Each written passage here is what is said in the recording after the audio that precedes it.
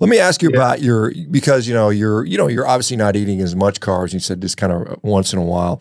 How's your performance? You're lifting, your strength. I mean, do you feel like you could have performed as an athlete on a similar type of diet, or what are your thoughts?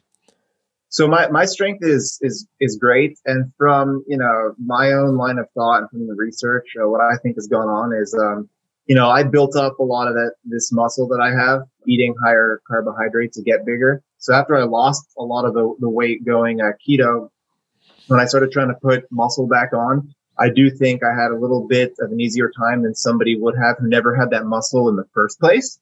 Can it be done? Yes, but I do have the advantage of having that muscle previously. As far as performance, the first 5 weeks years ago when I cut out carbohydrates, those are horrible. But, that's because my body was adjusting. After that, like, it's been great. Like, at this point in time, I probably haven't done, a real carb up in somewhere in the range of 6 to 8 weeks now. And my strength has been great in the weight room. I've been putting on a little bit more weight week by week. So when people are saying, "Oh, dude, you're not going to be able to perform without the carbohydrates," like, I'm performing great without them. That said, when I feel it's right, I'll go have a big carb up and replenish myself.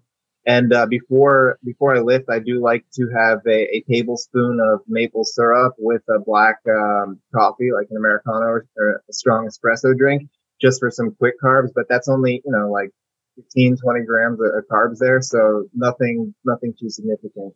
Yeah, that's, and I think that's very fair to say. I mean, over the years when I did ketogenic diets, I experimented with cyclic ketogenic diets and targeted ketogenics, and I was drinking maple syrup before lifting. And I mean, for me, I didn't notice that much of a difference, to be honest. But I mean, whatever, if it works for you, that's completely fine. Are you getting any sort of, I mean, outside of the Twitter warning? I'm surprised you got that, because I've never seen a warning on any of my posts, and I'm always talking about meat, as you know. I've yet to get a hey, this is bad from Twitter. So it's interesting that you got that. Have you gotten any other sort of negative pushback? Do you get any like, hey, you're going to kill yourself, or any kind of the vegan nonsense where, oh my God, you're an animal abuser type stuff that I get all the time? Are you getting any of that? I do get, random people online wishing me death, wishing me harm, saying things about animals and whatnot. And it's like, I don't care how somebody chooses to eat themselves. Like, that's personal and to you. And if you have a moral or ethical reason to eat one way, or, it's a reason for your personal health and you believe a certain style is going to work for you, fine. But like, to come and attack somebody who, hasn't done anything wrong, just post their meals, it's crazy, So I just kind of brush it off for the most part. But yeah, I do get a lot of negativity, but, I'll take it. I know it's what ultimately helps get me some more engagement, spread my message, ends up attracting more positivity than negative. Yeah, that's a funny thing, because I'll often get these people, often they're plant-based people that are kind of moralizing about how they're better ethically than you are, something like that. And it's like, literally you're wasting time on my social media because no one cares. No one believes you. No one's that brainwashed. Go spend time on a 15-year-old girl's social media. Those are the people you can actually affect, because they're driven by emotion. Whereas, these people that have like, look, I've been there, I've done that, I've lived my life. I understand what you're trying to say, but it's nonsense. It's just kind of funny that they waste their time on this sort of stuff. But great, if they're wasting their time on me, they're not influencing some 15-year-old girl that they could actually have an impact on.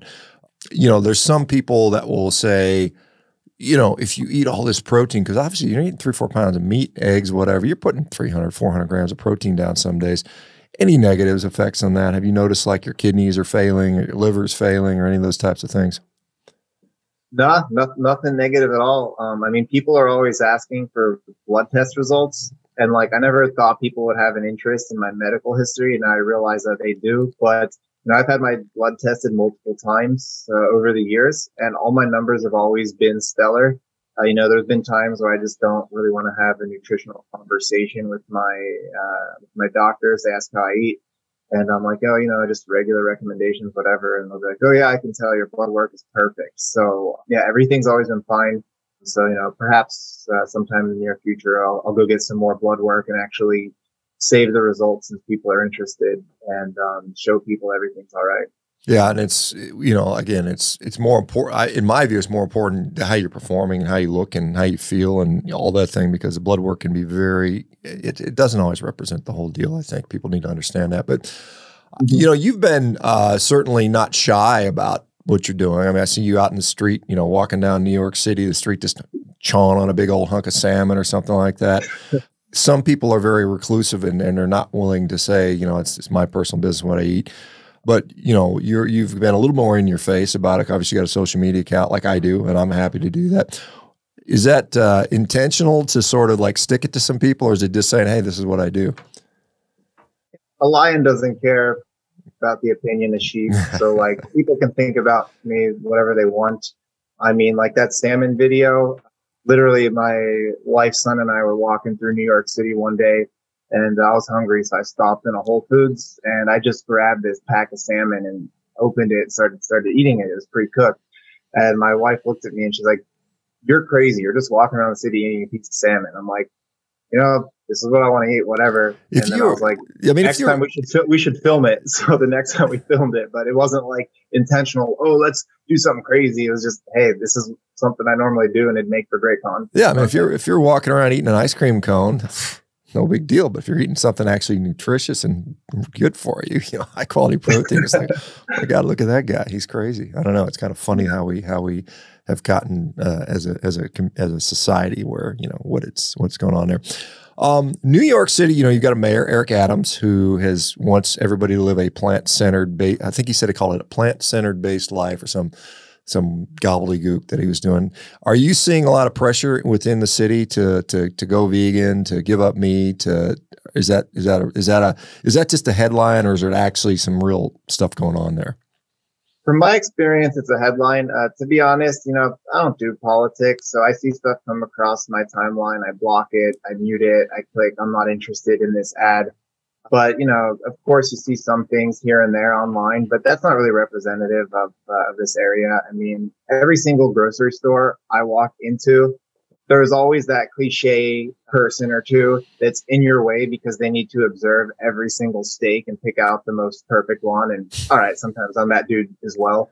But like, nah, this city, you know, I think we got like 10 million people just in the main area of Manhattan alone. We got plenty of meat eaters here. I don't see, you know, veganism being pushed, or any diet being pushed for that matter. Yeah, I mean, in which part of New York City are you? I know there's different boroughs. Are you in a particular area? I just want to keep that part undisclosed. But okay, no, that's fine. You're the center of it all. You're the center of it all. Okay, because I know when I visited New York for the first time in 2020. I'd flown through, but I'd never spent any time, and I did a couple interviews out there, and I met with a friend of mine, Tony Hernandez, and we had just awesome steak at a place called Beck's Prime down in downtown Manhattan. I think it might have been on Fifth Avenue, but one of the best steaks I've had. I can legitimately say that. And I've eaten a lot of steaks over the years. And so they got some really nice, obviously world-class steakhouses in New York. Now they're not cheap, but I mean, you definitely get some good steak there. I mean, that's for sure. Oh yeah. We got options like, and I know there was some like video that went viral. Some dude that find a grocery store, like on his Google Maps. And he's like, how do people shop here? Like, I got like at least 7 places I can walk to with, you know, within reason, and go get myself a nice steak around here. So the steak scene is great.